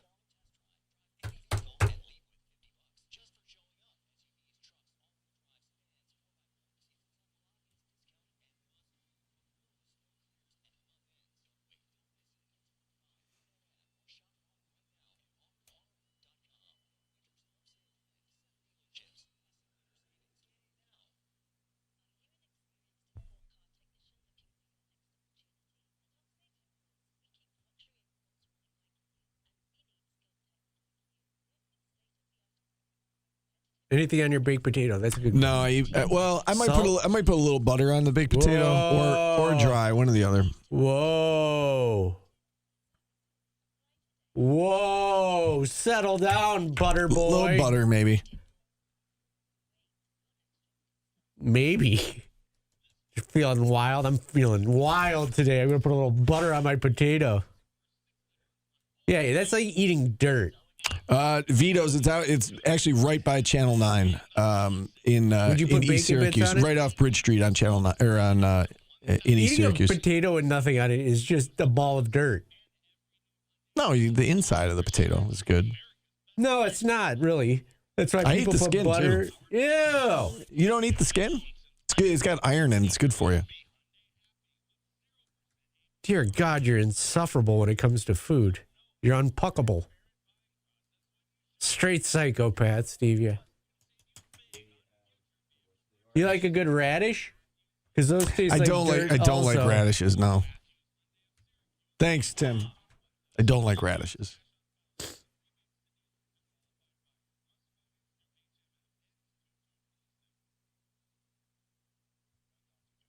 I don't have to do that anymore because I live right down the street now. I can go home and do that.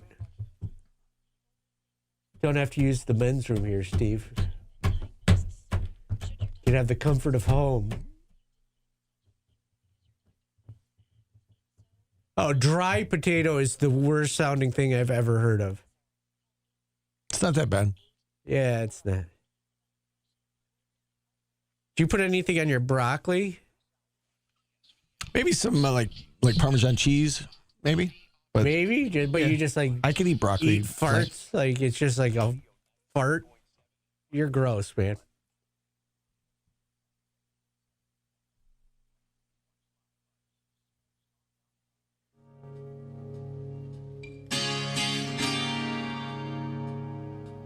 Wholehearted by Extreme. You know this one? I do know this one. Steve, I love you. You're like one of my favorite people on earth. Your eating habits are just insufferable. Like, I can't stand you when you talk about your eating habits. You eat a potato with nothing on it, just like dirt. It's a baked potato, yeah. Skin and all, just dirt. You're just eating dirt. I'm not eating dirt. It's a cleaned potato, but yeah, but it just tastes like dirt. It doesn't, though. Oh, it does. Yes, I'll put butter on it. I don't need butter. I've had dry baked potatoes before. They're fine. You just eat a piece of broccoli right off, right out of the dirt. Yeah. I mean, do you eat broccoli like cold? Yeah, I dip it in ranch or like something. I'm not like eating broccoli for the taste. Okay. I like a good veggie tray, but that veggie tray ain't getting touched if there's no ranch on it. So this is going to drive you crazy, but I will take part in the veggie tray, but not put any dip on it. I'll just eat like a carrot or broccoli or whatever. Or cauliflower. You know who's making a comeback? The most interesting man in the world. Have you seen those commercials? They're back, and you are not that. You're the least interesting man in the world. That's fair. All right, let's bring on the voice of the Orange, Matt Park, to talk some Cuse basketball. Matt, how you doing today? Okay, guys. How are you? We're all right. I've gotten into what do you put on your potato? On YouTube lately instead of on the radio through Alexa. So half the time you can't tell whether you guys are actually on the air or not. But pretty interesting stuff there. What do you put on a potato, Matt? Sour cream. Yeah, that's a good one. Bacon bits? Sure, not turning it down. You don't get a body like this by being selective, Paulie. Cheddar cheese? Again, wouldn't turn it down. Could live without it, but wouldn't turn it down. I did think there was an interesting advertisement earlier in the show if our man from Lee Baldwin referred to the Butthole Surfers as a toe tapper. That's just the type of conservative terminology you want in an investment professional. So that was a solid advertisement for them. And then, of course, Steve was, food habits give you promo material virtually every day, so you guys are rolling. Yeah. Matt, let's talk NIL. It was brought up by a guest last week, and we've been getting roasted for a week about it. Why do you think Syracuse fans are adverse to hearing the NIL story? Well, it's hard to say. I think we have to, in all this conversation, and look, I observe it as much as anybody. I listen to this show virtually every day. 7 hours a week or something like that. And I doom scroll on Twitter as much as anybody, so I see a lot of it. I think the people that are responsible for that chatter are just going to say what they want to say a lot of the time. There's a big part of it, and they don't want to hear any excuses. They don't want to hear the hows and whys that you arrive in a certain spot, and there's just people that are going to tune out and don't want it. There's a segment that don't want it to be part of college basketball, and that might not be the same that just don't want to hear the excuses.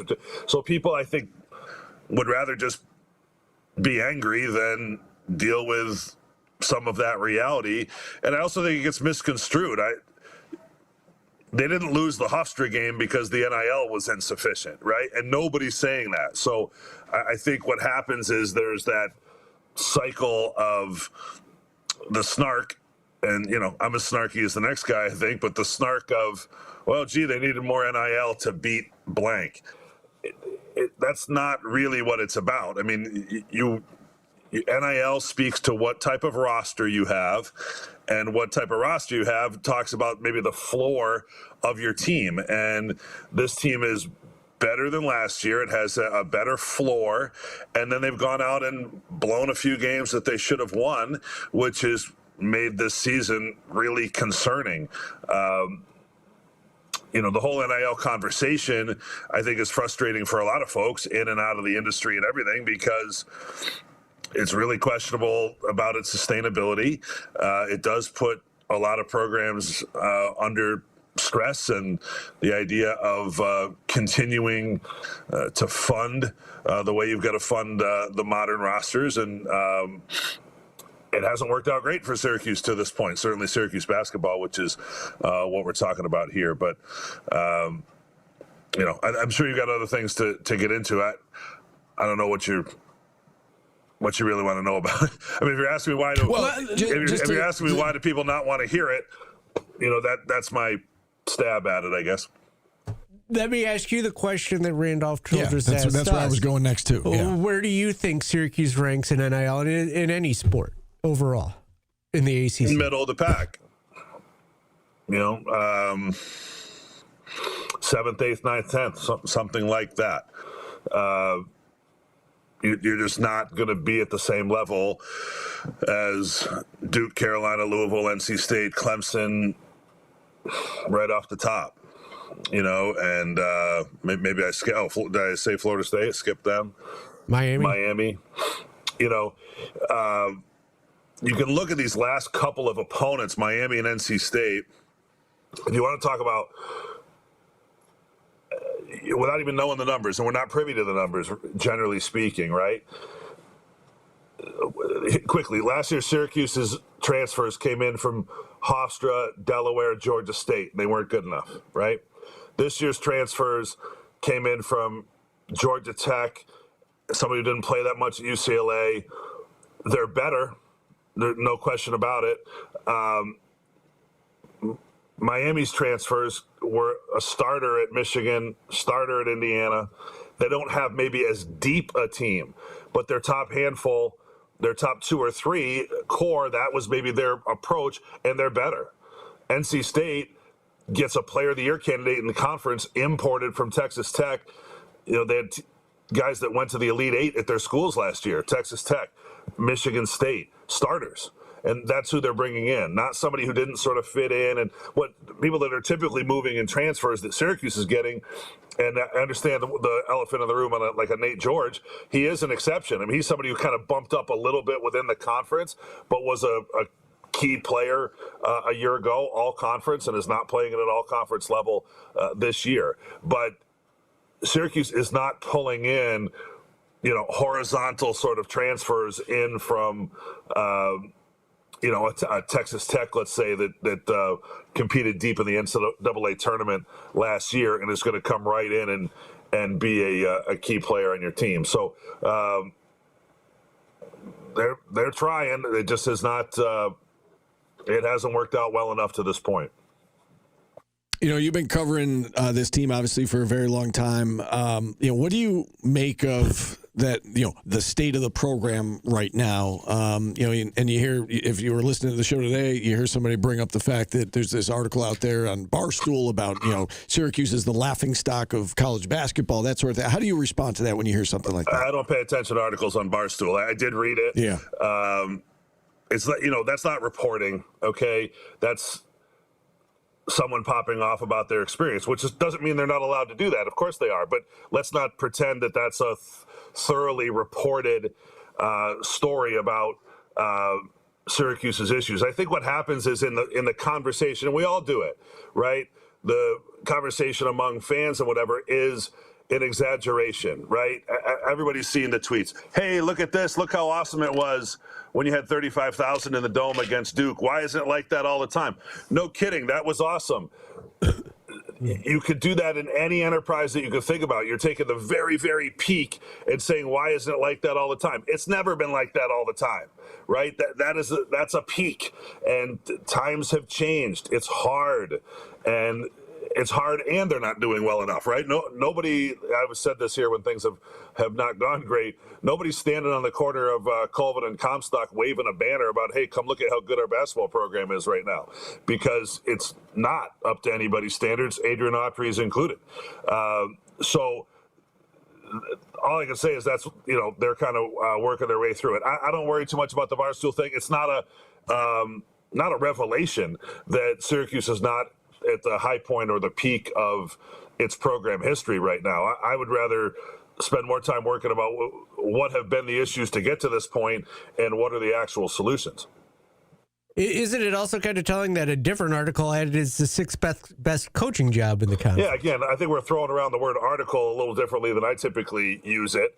The ranking of the coaching is a poll of coaches from around the conference done by the Field of 68.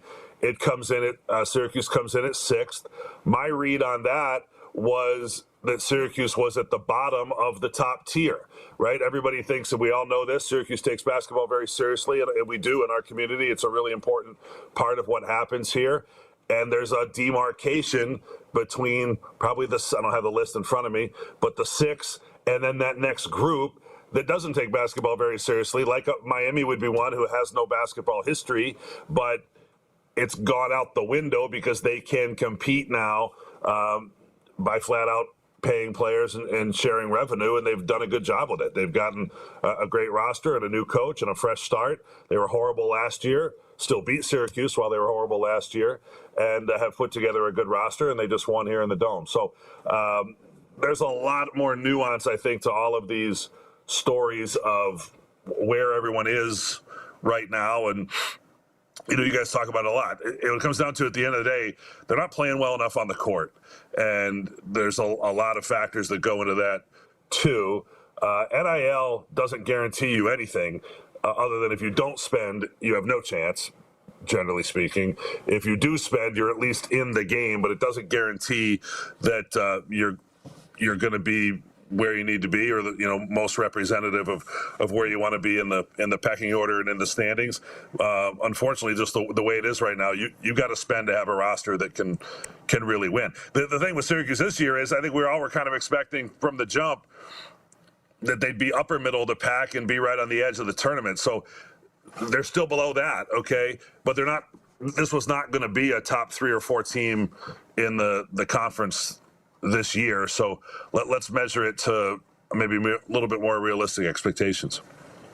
You said they're not delivering on the court, and there are a lot of reasons for that. One of the reasons that, we brought up with Red and we've been talking about on the show is defensively. They've gotten away from what they were doing at the beginning of the season. And, you call all the games, Matt, and you see it front and center.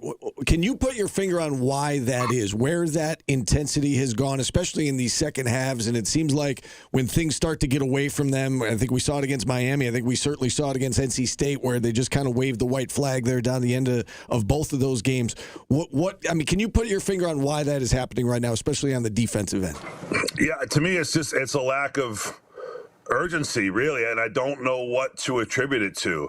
I don't know if it is the attitude or the way the coaching staff interacts, or the lack of leadership, or this, that, and the other. I really don't. I'm still looking for the answer there. I think this is a lower energy bunch, and you don't really get the sense that they're racing out onto the court and, hey, we're going to stick it to them today, and that kind of thing, and carrying that energy into the defense. I mean, again, the way they had to play to hang with Houston and to beat Tennessee, in your examples, I mean, that's absolutely pegging in the red.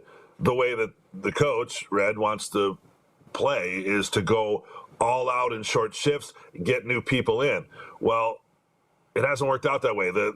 They can't go as deep as he wants to go because there is a drop-off when you go to the bench. There are trade-offs with every player that's been in the game. Every guy's got strengths over here, but these weaknesses or these issues that keep them from really being at their best. So I'm baffled by it myself. I wish I knew more, had a better handle on what the fix would be. the idea of playing defense pretty well for 25 seconds, giving up a shot and an offensive rebound, and then another offensive rebound in the same set. Those are the types of things that are killing them. A turnover at just the wrong time. They've got a real knack for that.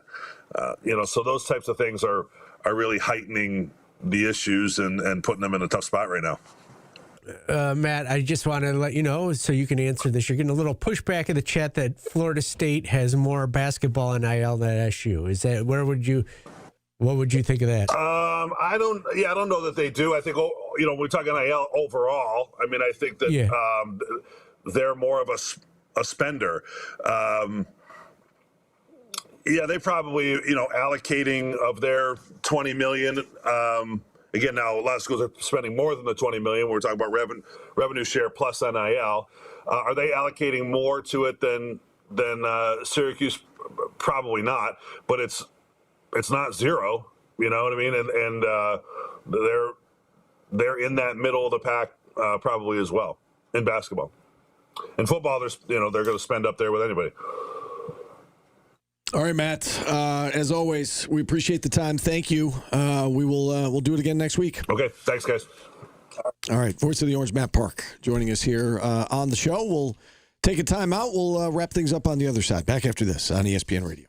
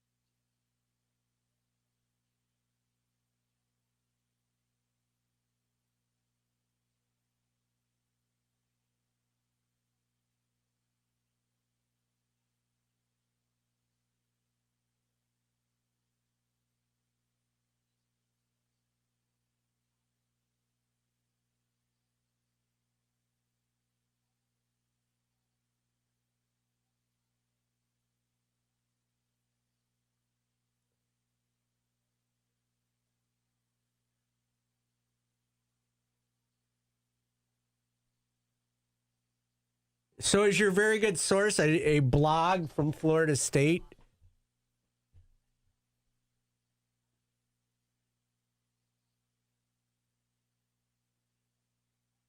No, he didn't. He was talking overall NIL, and that's what we've been talking since day one. And if you think Florida State's only spending $1 million or $2 million on their basketball program, that means their rev share was like 1% to basketball.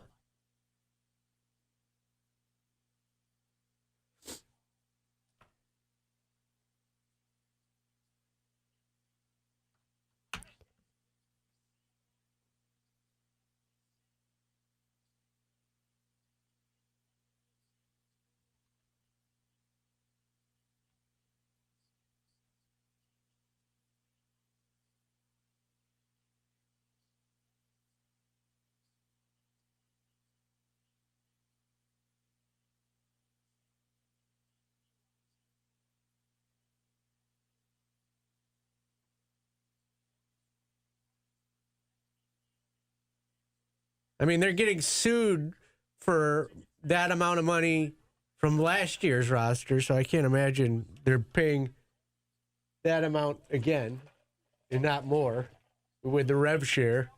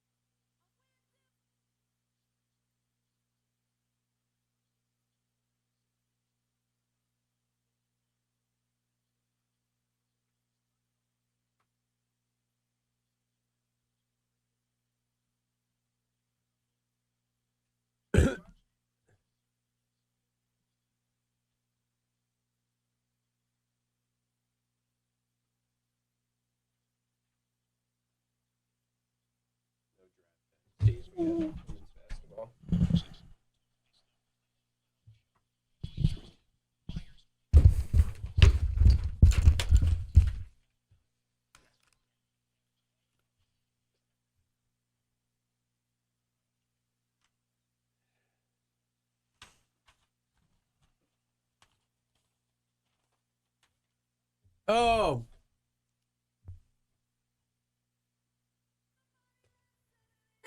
There goes the no-hitter. 3-run homer in the ninth. Just blew a save, Steve. And a win. Rita Ford. I think you use the term perfect game pretty loosely these days. I don't know that was a perfect game that you ruined, but What did I do? No, I don't Come know. on, I don't think you were perfect.